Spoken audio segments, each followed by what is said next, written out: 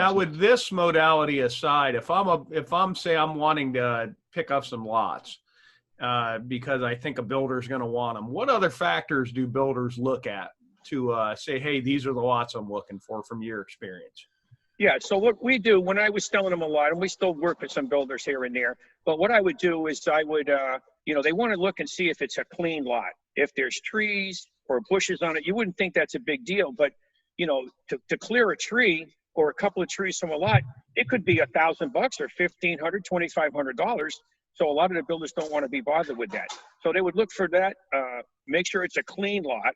They're going to go check and make sure that there's no owls or environmental issues. We would always check them to make sure the lot size. Sometimes you'll see in the MLS, Jeff, you'll see a lot of them say 0.999 of an acre. And one of the builders I was working with, they wouldn't buy those. So those three things there. And then you don't want to have them on a 4-lane highway. They wouldn't buy them like that. And those factors right there would be the main thing. If the market was picky, they'd even want to make sure they drive down the neighborhood, make sure there's really no old houses around it, or there's really a nice neighborhood like that.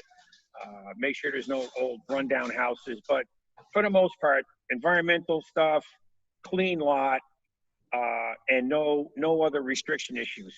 I had a lot where we as partners involved, we painted the neighbor's house for him. Yeah. That's right. No, I've heard of that. Sure. We used to do the same thing and talk to neighbors, say, hey, man, we'll have somebody come over and clean up your yard for you because we're going to build a house here and it looks like heck. So, we'll help you out. And people would do that.